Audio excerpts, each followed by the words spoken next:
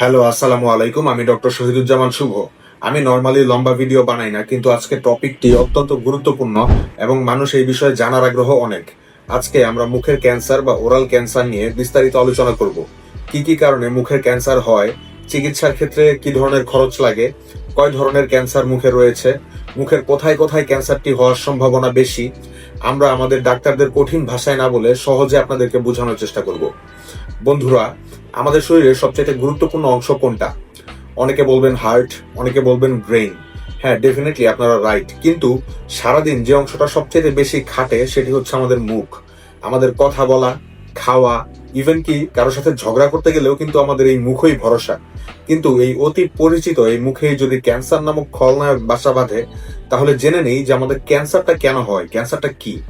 সহজ ভাষায় যদি বলি, আমাদের শরীর কোষ দিয়ে তৈরি হয়, সেল দিয়ে তৈরি হয়। এই কোষগুলো কিছু নিয়ম মেনে বড় হয় এবং মারা যায়। কিন্তু যখন কোনো সেল ক্যান্সারাস বা ম্যালিগনেন্ট হয়ে যায়, তখন তারা মরতে চায় না এবং পাগলের মতো বংশবৃদ্ধি শুরু করে। এই অনিয়ন্ত্রিত কোষের ভিড়ই হচ্ছে ক্যান্সার। মুখের ভেতর যখন এটা ঘটে, তখন আমরা এটাকে ওরাল ক্যান্সার বলে থাকি। এটা কোনো ছোঁয়াচে রোগ নয়। এটা এমন নয় যে আপনার পাশে কেউ বসলো আর আপনার মুখে ক্যান্সার হয়ে যাবে। এটি আপনার নিজের মুখের ভেতরের কোষের একটা অদ্ভুত পাগলামি। ক্যান্সারের পেছনে কিছু মোস্ট ওয়ান্টেড অপরাধী রয়েছে। যেমন আমাদের দেশে যেটি হয় যে তামাক এবং জর্দা। বয়স্ক যারা আছেন প্রত্যেকেই কোনো না কোনো ফর্মে তামাক অথবা জর্দা গ্রহণ করেন। বিড়ি, সিগারেট, হুক্কা এসব তো আছেই। এবং আমাদের দেশে অনেকেই গুল, সাদা পাতা এগুলো খায়। তো জর্দা একটা মোস্ট ইম্পর্টেন্ট ভিলেন। তো এগুলো হচ্ছে আমাদের মুখের নরম চামড়াকে পুড়িয়ে ফেলে। এছাড়া মদ বা অ্যালকোহল, যারা তামাক এবং অ্যালকোহল বা মদ একসাথে নেন, তাদের এই মুখের ক্যান্সার হওয়ার রিস্ক 10 গুণের মতো বেড়ে যায়।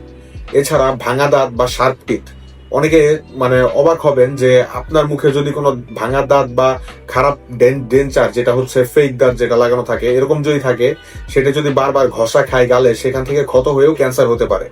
এছাড়া হচ্ছে এইচপিভি বা হিউম্যান প্যাপিলোমা ভাইরাস, ইদানিং তরুণদের মধ্যে এই ভাইরাসের কারণেও ক্যান্সার বাড়ছে। মুখের ক্যান্সারের ধরন, মুখের ক্যান্সার মানেই শুধু একরকম নয়, এর কয়েকটা ধরন রয়েছে। তবে মোস্ট কমন যেটা ডক্টররা পেয়ে থাকেন 90% ক্ষেত্রে যেটা হয়, সেটা হচ্ছে স্কোয়ামাস সেল কার্সিনোমা।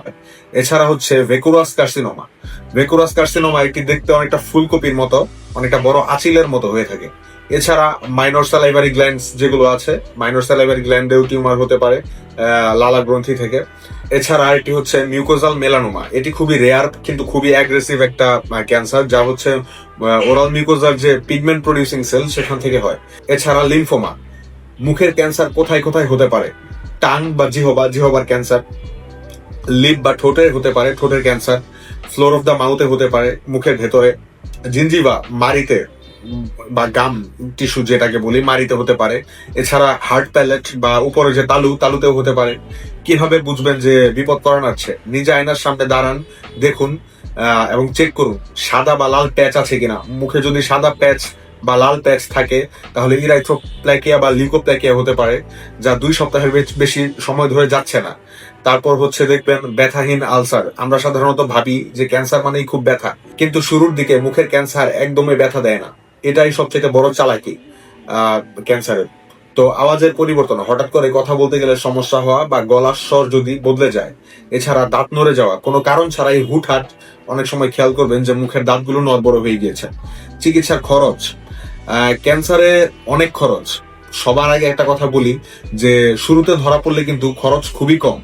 এছাড়া বাংলাদেশের সরকারি বা ভারতের ইন্ডিয়াতে যে গভর্নমেন্ট হসপিটাল গুলো রয়েছে বাংলাদেশে এবং ইন্ডিয়াতে, এগুলোতে কম খরচ, 10, 20, 50 হাজার টাকার মধ্যেও অপারেশন বা রেডিওথেরাপি পসিবল। কিন্তু প্রশ্ন হচ্ছে, আপনি এসব সরকারি হসপিটালে আপনি হাজারো পেশেন্ট, লাখো পেশেন্টের মধ্যে আপনি সিরিয়াল পাবেন কিনা, আপনি চিকিৎসা পাবেন কিনা।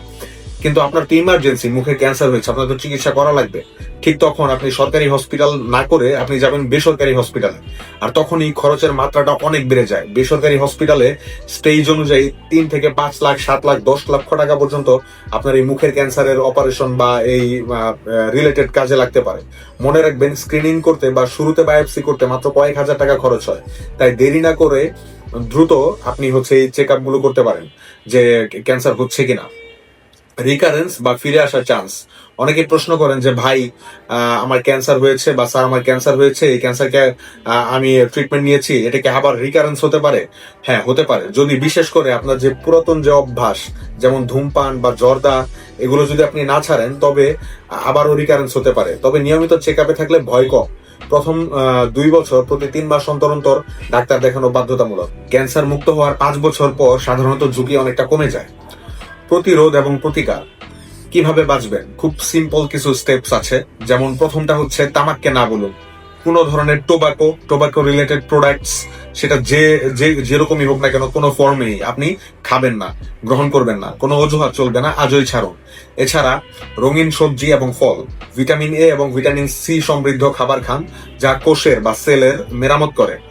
সেলফ চেক আপ, নিজেই নিজের চেক আপ করুন। মাসে একবার আয়নার সামনে দাঁড়িয়ে জিভ বের করে গালের আশেপাশে দেখুন যে কোনো ধরনের অস্বাভাবিকতা আছে কিনা, এবং বছরে অন্তত একবার দাঁতের ডাক্তারের কাছে মুখ দেখান।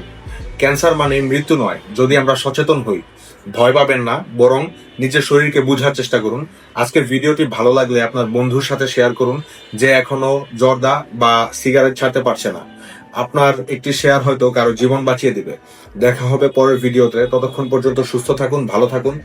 আর পছন্দ হলে আমাদের চ্যানেলটিকে সাবস্ক্রাইব করে রাখতে পারেন। আসসালামু আলাইকুম, খোদা হাফেজ।